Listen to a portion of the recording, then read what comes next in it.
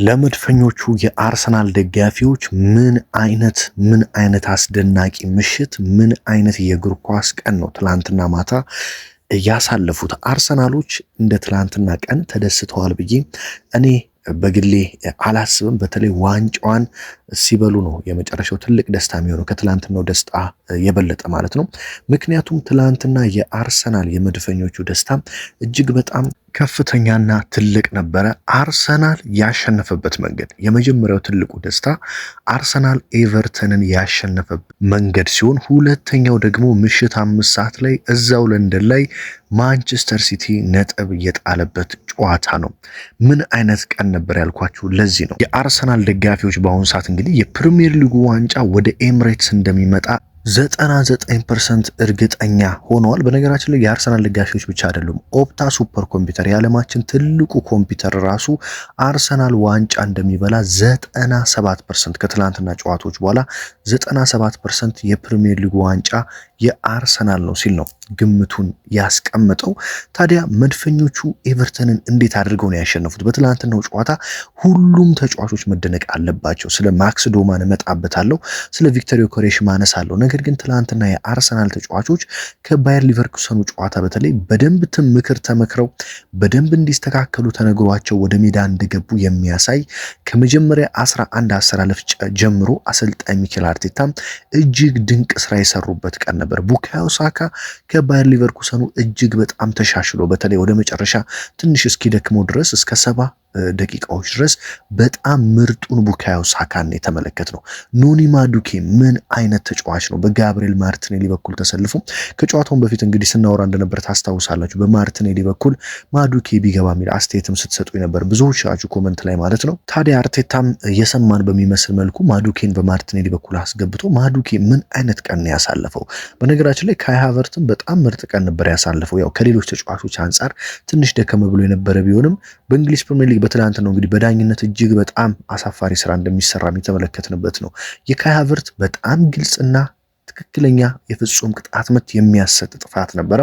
ተረከዙን ረግጦታል፣ ገፍቶታል። ነገር ግን ዳኞች በቫር እንኳን ሊያዩት አልፈለጉም ነበር የካይ ሃቨርትን ኳስ ማለት ነው።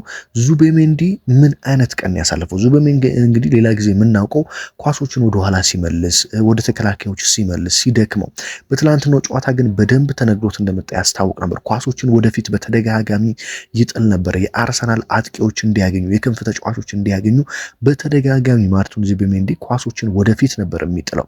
ኤብሪቼ ኢዜ ምን አይነት ቀን ያሳለፈው። በነገራችን ላይ ማክስ ዶማን የጨዋታው ኮከብ ባይባል ኖሮ በእርግጠኝነት ኤብሪቼ ኢዜ ነበር የጨዋታው ኮከብ የሚባለው። በጣም አስደናቂ ቀን ነበር ያሳለፈው ኤብሪቼ ኢዜ። ሪካርዶ ካላፊዮሪ፣ በነገራችን ላይ ሪካርዶ ካላፊዮሪ የመጀመሪያው አጋማሽ ላይ ያዳነት ኳስ ብዙዎች ከጨዋታው በኋላ እንግዲህ ረስተውታል ብዬ አስባለሁ። ነገር ግን ሪካርዶ ካላፊዮሪ ምናልባትም የውድድር ዘመኑ ብቻ አይደለም በእግር ኳስ ዓለም ከታዩ እጅግ አስደናቂ የተከላካይ ጎል ክሊራንሶች የግብ አዳኝነት ውስጥ እጅግ በጣም የሚጠቀስ ኳስ ነው ሴቭ ያደረገው። ካላፊዮሪ ወድቆ ነው እንግዲህ ተነስቶ እንደ በረኛ በእግሩ ተወርውሮ ያችን ኳስ ያዳነት። ያቺ ኳስ ተገብታ ቢሆን ኖሮ ኳሱ ሌላ አይነት ቅርጽ ነበር የሚይዘው። ስለዚህ ሪካርዶ ካላፊዮሪ በትላንትናው ጨዋታ ያ የቀድሞ አካል ብቃቱን አግኝቶ የቀድሞ ሩጫውን ሲሮጥ ኢነርጂውን አግኝቶ በጣም አስደናቂ ቀን ሲያሳልፍ ነበር። ዴቪድ ራያ ሲያድናቸው የነበሩ ኳሶች እጅግ በጣም ድንቅ ነበሩ። ክርስቲያን ሞስኬራ ተቀይሮ ገብቶ ያሳለፈው አስደናቂ ቀን ነው። ጁሪየን ቲምበርን በሜዳ ላይ በነበረበት ሰዓት ብቻ አርሰናል በትላንትናው ዕለት ከአርቴታ ከአሰልጣኙ ጀምሮ ሙሉ የአርሰናል ቡድን በትላንትናው ጨዋታ እጅግ በጣም ድንቅ ነበረ።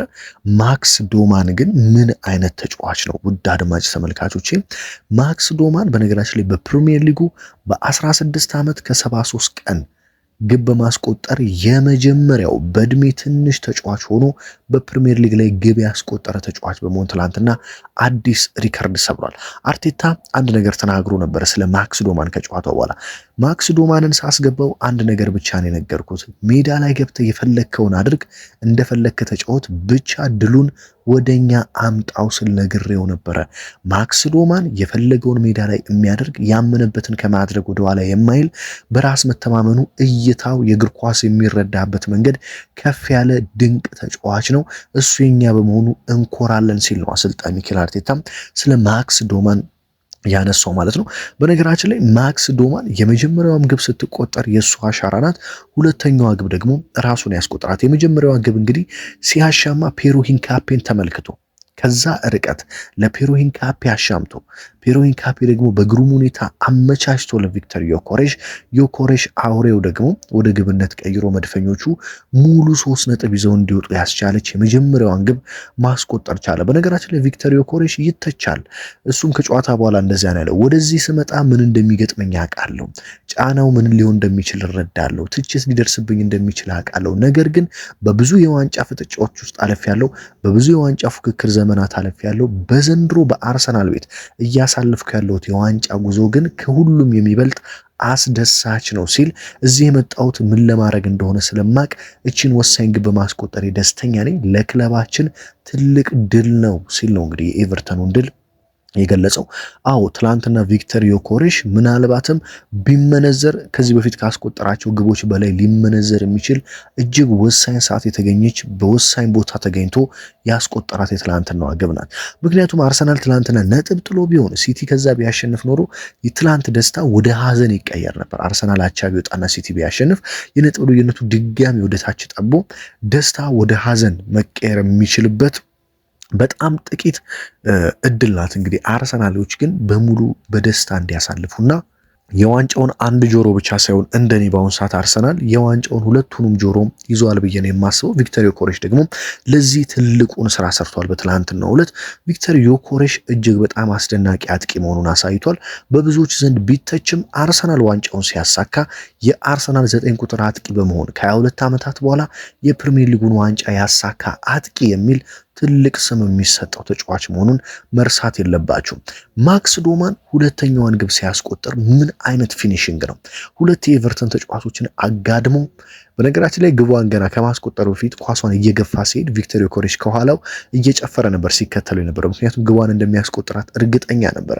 ከጨዋታውን በኋላ ቪክተር ዮኮሬሽ ማክስ ዶማን እኔ በእግር ኳስ ህይወቴ እንደዚህ አይነት እግር ኳስን የሚረዳ ታዳጊ ተመልክቼ አላውቅም ሲል ነው ስለ ማክስ ዶማን የመሰከረው ማለት ነው። በርካቶች ስለ ማክስ ዶማን በአሁኑ ሰዓት በየሚዲያው በየጋዜጣው ብትገቡ ፊት ለፊት ገጻቸው ማክስ ዶማን ነው።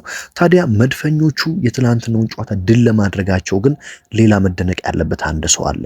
እሱም አሰልጣኝ ሚኬል አርቴታ ናቸው። አርቴታ በትላንትናው ጨዋታ ሲያጠፉ እንደምንተቻቸው ሁሉ በትላንትናው ጨዋታ ደግሞ ልናመሰግናቸው ልናከብራቸው ይገባል። ምክንያቱም የትላንትናው የአርሰናል ድል ሙሉ በሙሉ ክሬዲቱን መውሰድ ያለባቸው ሙሉ በሙሉ ክብርም ሊወስዱ የሚገባቸው አሰልጣኝ ሚኬል አርቴታ ናቸው። የመጀመሪያ የካይ ሃቨርትና የማዱኬ ቅያሬ፣ ማዱኬና ካይ ሃቨርትን አስወጥተው ማርቲኔሊና ዮኮሬሽን አስገቡ። ከዛ በላይ ግን ትልቁ ቅያሬና ጨዋታውን የቀየረው የፔሮ ሂንካፔና የማክስ ዶማን ቅያሬ ናቸው። ማክስ ዶማን ደግሞ በቡካዮ ሳካ አይደለም የቀየሩት። አርቴታ እዚህ ጋር ነው ትልቅ ብልጠት የተጠቀሙት። ምንድነው ሂንካፔን በካላፊዮሪ ቀየሩ ቦታ በቦታ ዶማንን ግን በዙቤሜንዲ ጨክነው ዶማንን በማስገባት የአጥቂ ቁጥር ጨመሩ። ዙቤሜንዲን በማስወጣት የአጥቂ ቁጥር በመጨመር ሂንካፔም ወደፊት እንዲሄድ ከዛ በላይ ግን ማክስ ዶማን ወደፊት ሄዶ እንዲጫወት እጅግ ከፍተኛና ትልቅ ስራ ሰሩ አሰልጣኝ ሚኬል አርቴታ። የመጀመሪያውም ግብ ሲቆጠር የሳቸው ሙሉ ስራ ነው ግቧ የተቆጠረችው፣ የሳቸው ቅያሬ ናቸው። ሶስቱም ንክኪ ማክስ ዶማን አሻማ፣ ሂንካፔ ነካ፣ ቪክተር ዮኮሬሽ ግቧን አስቆጠራት። ስለዚህ አሰልጣኝ ሚኬል አርቴታ በትላንትናው ጨዋታ በጣም መደነቅ አለባቸው። ለሚተቿቸው አይችሉም ፈሪ ናቸው ለሚሏቸው በሙሉ እንደሚችሉና ምን ማድረግ እንደሚፈልጉ የሚያውቁ አሰልጣኝ መሆናቸውን ያሳዩበት ነው። በተለይ ዘንድሮ ዋንጫ የሚያሳኩ ከሆነ እሳቸውን የሚተቹ ሁሉ አፋቸውን የሚይዙበት የውድድር ዓመት እንደሚሆን ግልጽ ነው። አሰልጣኝ ሚኬል አርቴታ እንግዲህ እስከዛሬ ዋንጫ ስላላሳኩ ብዙዎች ፈሪ ናቸው፣ የዋንጫ አሰልጣኝ አይደሉም የሚሉ ትችቶችን ሲያደርሱባቸው ነበረ። ነገር ግን በመጨረሻም ዋንጫውን የሚያሳኩ ከሆነ ሁሉም አፋቸውን የሚይዙና አርቴታ አዎ ከትልቅ አሰልጣኞች አንዱ ነው ብለው እምነታቸውን እንደሚገልጹ በግልጽ መናገር ይቻላል ማለት ነው። ስለዚህ በትላንትናው ጨዋታ አሰልጣኝ ሚኬል አርቴታ ትልቅ ክብርና አክብሮት ይገባቸዋል ብዬ አስባለሁ። ከጨዋታውም በኋላ ምን አሉ? የዚህ እስከዛሬ ድረስ በኤምሬትስም ሆነ በእግር ኳስ ብዙ ደስታዎችን አሳልፌያለሁ።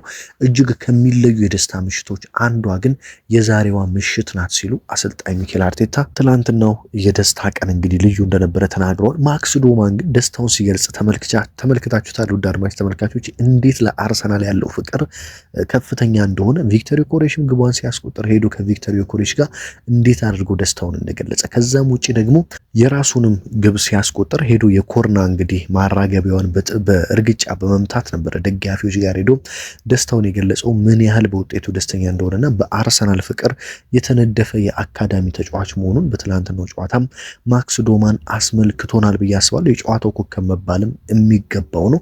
እንግዲህ አስቡት በ16 ዓመታችሁ ከ73 ቀን የጨዋታ ኮከብ ተብላችሁ እጅግ ወሳኝና ለዋንጫ ፉክክሩ ትልቅ ጥቅም ያለው ጨዋታ ላይ አሸንፋችሁና የጨዋታ ኮከብ ተብላችሁ ስትወጡ እንዴት አይነት አስደናቂ ነገር እንደሆነ መመልከት ይቻላል። አርቴታ ለዛ ነው ከጨዋታው በኋላ ማክስ ዶማን እያደረገ ያለው ነገር ሲጀመር ተፈጥሯዊ አይደለም ሲሉ ነው የተናገሩት። እሱ አስቸጋሪ ጊዜ አያስፈራውም ያሉት አርቴታ ለዶማን ገብተህ የፈለከውን ነገር አድርግና ድሉን አምጣ ብዬ ነግሬ ነው ያስገባሁት። ጨዋታው ማንም ባልጠበቀው መልኩ ተጠናቋል። ኤምሬትስ ላይ ካሳለፍኳቸው አስደሳች ቅጽበቶች የዛሬው አንዷ ናት ሲለው አርቴታ ማክስ ዶማን እያደረገ ያለው ነገር ከተፈጥሮ ውጪ እንደሆነ የተናገሩት ማለት ነው። ይህ ተጫዋች እንግዲህ ከጉዳት እንግዲህ ፈጣሪ ጠብቀውና እጅግ በጣም አስደናቂ የእግር ኳስ ተጫዋች እንደሚሆን በሙሉ ልብነት መናገር ይቻላል። ከዚህ በላይ እንግዲህ ከድሉ በላይ ደግሞ የማንቸስተር ሲቲ ነጥብ መጣል ሌላኛው በጣም ለአርሰናል ደጋፊዎች አስደሳችና የፕሪሚየር ሊጉን ዋንጫ ወደ ኤምሬት መምጣቷ የማይቀር መሆኑን ያሳየች ነው። አርሰናል በዚህ ሰዓት ሊፎካከረው የሚችል የፕሪሚየር ሊግ ቡድንም እንደሌለ ማሳያ ነው ብዬ እኔ በግሌ ያስባለሁ። አሰልጣኝ ፔፕ ጋርዲዮላም እንግዲህ ከትላንትናው ጨዋታ በፊት ዛሬ ነጥብ ከጣልን ያበቃልናል ብለው ነበረ። እንደተናገሩት አብቅቶላቸዋል። ነገር ግን ከጨዋታው በኋላ ለዋንጫ ፉክክሩ አሁንም እስከ መጨረሻው እንፋለማለን ሲሉ ተናግረዋል። አንድ ቀሪ ጨዋታ አለን። ስለዚህ እሱ ስናሸንፍ የነጥብ ልዩነቱ ወደ 6 ይጠባል። ከአርሰናል ጋር ደግሞ በሜዳችን ጨዋታ አለን። እሱን ካሸነፍን ደግሞ ወደ 3 ማምጣት እንችላለን። ስለዚህ እስከ መጨረሻው መፋለም አለብን ሲሉ እየተናገሩ ሲሆን ነገር ግን አርሰናል ላይ መድረስ ማንችል ከሆነ እንኳን ደስ አላችሁ እንላቸዋለን ሲሉ ፔፕ ጋርዲዮላ ከትላንትናው ጨዋታ በኋላ ተናግረዋል ማለት ነው። እንግዲህ ፔፕ ጋርዲዮላ ዘንድሮ ብዙ የጭንቅላት ጨዋታ አርሰናሎች ላይ ለመጫወት ቢፈልጉም እየሰራላቸው አይመስልም። አርሰናሎች እንግዲህ ነገሮች ሁሉ እየተመቿቸው በከፍተኛ ሁኔታ በራስ መተማመናቸው እየጨመረ ጨዋታዎችን እያሸነፉ ነው የሚገኙት። በተለይ ደግሞ ማንቸስተር ሲቲ በቀጣይ በነገራችን ላይ በፕሪሚየር ሊጉ ከቼልሲ ጋር ነው የሚጫወተው። ቀጣይ ሮብ ከሪያል ማድሪድ ጋር ይጫወታል ሻምፒዮንስ ሊግ። ከዛ ከአርሰናል ጋር በካራቦ ካፕ ይጫወታል። ከዛ ከሊቨርፑል ጋር በኤፍኤ ካፕ ይጫወትና ከቼልሲ ጋር ነው በፕሪሚየር ሊጉ ተጫውቶ በተከታታይ ከአርሰናል ጋር ድጋሚ የሚጫወተው። ከቼልሲ ጋር ደግሞ ከሜዳው ውጪ በስታንፎርድ ብሪጅ ስቴዲየም ነው የሚጫወተው። ከአርሰናል ጋር ደግሞ በሜዳው ኢታድ ነው። ስለዚህ መድፈኞቹ በተለይ ቀጣይ የነሱን ጨዋታ አሸንፈው በመቀጠል ሲቲን ኢታድ ላይ ሄደው የሚያሸንፉት ከሆነ በእርግጠኝነት አርሰናል የፕሪሚየር ሊጉን ዋንጫ እንደሚያሳካ ሙሉ በሙሉ 100% ለደጋፊዎች እንግዲህ እርግጠኛ የሚያደርጋቸው እዛ ጨዋታ ላይ ነው ብዬ አስባለሁ። በተለይ ቀጣይ እንግዲህ ያለው ጨዋታ ከቦርንማውዝ ነው በኤምሬትስ የፕሪሚየር ሊጉ ጨዋታ ማለት ነው። ከዛ በኋላ ነው ከሲቲ ጋር ደግሞ በኢታድ የሚጫወቱ። ስለዚህ መድፈኞቹ የዘንድሮን የፕሪሚየር ሊግ ዋንጫ የማሳካት እድላቸው እንደኔ እንደ ኦፕታ ሱፐር ኮምፒውተር ከ97 አልፏል ብዬ ነው የማስበው። በተለይ ደግሞ ኢታሃድ ላይ ሄዶ አርሰናል ቀጣይ በርንማውዝ እና ኢታሃድን ሁለቱን ጨዋታ ካሸነፈ አርሰናል የፕሪሚየር ሊጉን ዋንጫ የመብላት እድሉ 100% ሆኖ ይደመደማል ብዬ አስባለሁ። እንግዲህ መድፈኞቹ ሽንፈት ከራቃቸው ቆይቷል። የዛሬው ድል ደግሞ በተለይ ኤቨርተንን ያሸነፉበትና ሲቲ ነጥብ የጣለበት በራስ መተማመን ቀጣዩ ማክሰኞ ለሚያደርጉት የሻምፒዮንስ ሊግ ጨዋታ ከፍተኛ መነቃቃት ይሰጣቸዋል ወደ ቀጣይ ዙር እንዲያልፉ። በቀጣይ ሳምንትም ከሲቲ ጋር ለሚያደርጉት የካራቦ ካፕ ዋንጫ ጨዋታ ከፍተኛ የሆነ የስነ ልቦና ስንቅ እንደሚሆናቸው መገመት ይቻላል። በተለይ የትላንትናው ውጤት ለአርሰናል ቀጣይ በሻምፒዮንስ ሊጉም በካራቦ ካፑም ተከታታይ ድል እንዲያስመዘግብ ለተጫዋቾች ከፍተኛ የሆነ መነቃቃትን እንደሚሰጥ አስባለሁ። በእኔ በኩል አርሰናል ሁለቱንም ጨዋታ ያሸንፋል ብዬ ነው ማስበው። ባየር ሊቨርኩሰንን አሸንፎ ያልፋል። ሲቲንም ደግሞ በካራቦ ካፕ ዋንጫ ጨዋታ አሸንፎ አርሰናል የዘንድሮው የውድድር ዓመት የመጀመሪያ ዋንጫውን ያሳካል ብዬ እጠብቃለሁ ማለት ነው። እንግዲህ ጨዋታው አያምርም፣ ፈሪ ነው፣ አርሰናል የዋንጫ ቡድን አይደለም፣ አይበላም ሲሉ የነበሩ ሁሉ አሁን በአንድነት አፋቸውን ይዘው አርሰናል ዋንጫ ሲበላ የሚያዩበት የውድድር ዓመት እንደሆነ በርካቶች እየተናገሩ ይገኛሉ። ለአርሰናል ደግሞ አስደሳቹ ነገር ከቀጣይ ጨዋታዎች አንድ ጊዜ ብቻ ነው ከለንደን ወጥቶ የሚጫወተው ከቀሪ 7 ጨዋታዎች ውስጥ አንዱ ነው። እሱም ከሲቲ ጋር የሚጫወተው ነው። ከዛ በተረፈ አራቱን በሜዳው ኤምሬት የሚያደርጋቸው ጨዋታ ሲሆን ሁለቱ ደግሞ ከዌስትሃም እና ከፓላስ ጋር ያው ከሜዳው ውጪ ቢሆንም በዛው በለንደን የሚያደርገው ነው። ብዙ መጓዝ አይጠበቅበትም። በፕሪሚየር ሊጉ ከሲቲ ጋር ለሚጫወተው ጨዋታ ብቻ ነው ማንቸስተር ከተማ የሚሄደው እንጂ አራቱ በሜዳው ነው። ሁለቱ ደግሞ ከዌስትሃም እና ከፓላስ ጋር አርሰናል ከሜዳው ውጪ በዛው በለንደን ይጫወታል። እንግዲህ የሜዳዎቹን ጨዋታ በተለይ አርሰናል በቀላሉ ድል የሚያደርግ ከሆነ የፕሪሚየር ሊጉ ዋንጫ ዘንድሮ ከ22 ዓመታት በኋላ ወደ ኤምሬትስ ይመጣል ማለት ነው። የአርሰናል ደጋፊዎች ትላንትና ምን ተሰማችሁ? በአርሰናል ድል እንደዚሁም ደግሞ በማንቸስተር ሲቲ ነጥብ መጣል ምን አይነት ደስታ ተሰማችሁ? በተለይ አርሰናል የማክስ ዶማንን ብቃት እንዴት ተመለከታችሁት? ይህ ታዳጊ እንግዲህ የ16 ዓመት ታዳጊ ነው ወይ? የእውነት የሚያስብል አስደናቂ ፐርፎርማንስ ነው ያስመለከተን ብዬ መናገር እችላለሁ። እንግዲህ ከጉዳት ፈጣሪ ይሰውረውና ከዚህ በላይ ድንቅ ብቃቱን ያስመለክተናል ብዬ የምጠብቀው ተጫዋች ነው ማክስ ዶማን። የአሰልጣኝ ሚኬል አርቴታን ቅያሬዎችስ እንዴት ተመለከታችኋቸው? ሲቲ ከዚህ በኋላ ተስፋ አለው? አሰልጣኝ ፔፕ ጋርዲዮላ ምንም እንኳን ገና ነው የዋንጫ ፉክክሩ አሁንም እንፋለማለን ቢሉም እንደኔ ሁሉም ነገር ያበቃለት ይመስለኛል። አርሰናል አሁን ከፕሪሚየር ሊጉ በተጨማሪ ሌሎች ዋንጫዎችን ስለማንሳት ማሰብ ያለበት እንጂ ለፕሪሚየር ሊጉ ዋንጫ ያን ያህል መጨነቅ ያለበት አይመስለኝም። ምክንያቱም አርሰናል በአሁኑ ሰዓት በፕሪሚየር ሊጉ በሱ ደረጃ የሊጉን ዋንጫ ሊፎካከር የሚችል ቡድን አለ ብዬ እኔ በግሌ አላስብም። ማንቸስተር ሲቲም በተጨማሪ ገና በርካታ ነጥቦችን እንደሚጥል ከትላንት ነው ጨዋታ መረዳት ይቻላል። በቀጣይ ቼልሲን ከሜዳ ውጪ ሲገጥም ከአርሰናልም ጋር በሚኖራቸው ጨዋታዎች ሲቲዎች ነጥብ ጥለው ለአርሰናል ዋንጫውን አሳልፈው የመስጠት እድላቸው እጅግ ሰፊ ነው ብዬ የማስበው ማለት ነው። እንግዲህ ትላንትና የነበሩ ውጤቶች ይህንን ይመስላሉ። ቼልሲም በኒውካስትል ሽንፈት ገጥሞታል። ለአርሰናሎች አስደሳች ምሽት ነበረ። ሀሳብ አስተያየታችሁን ኮመንት ላይ እንድታስቀምጡልኝ እፈልጋለሁ። ታዲያ በቀጣይ ደግሞ እንግዲህ አርሰናል አሁን ለ4 ዋንጫ ነው የሚፎካከረው። ስለዚህ በሁለቱም ቻናሌ በዚህኛውም በሁለተኛውም ቻናሌ በየቀኑ 3 እና 4 መረጃዎችን ወደ እናንተ አደርሳለሁ። እናንተም እየገባችሁ ቪዲዮዎችን እንግዲህ ኮመንት ላይ እንደምትሉኝ በቪፒኤን እየገባችሁ ነው ቪዲዮዎችን የምታዩት። በጣም ነው ማመሰግናችሁ። ስለዚህ አሁን አርሰናል ለ4 ዋንጫ ይፎካከራል። ስለዚህ በየቀኑ በርካታ መረጃዎች ይወጣሉ። ሁሉንም በተቻለኝ አቅም ወደ እናንተ አደርሳለሁ። እናንተም እየገባችሁ እየተከታተላችሁ በተለይ ሀገር ውስጥ የምትኖሩ ኢትዮጵያ ውስጥ ደግሞ ቪፒኤን እያበራችሁ ቪዲዮዎችን ብትመለከቱ ለኔም ስለሚጠቅመኝ ብታበረታቱኝ በጣም ደስ ይለኛል። በያላችሁበት እንግዲህ በቀጣይ መረጃ እስከምንገናኝ ድረስ ሰላም ተመኘውላችሁ።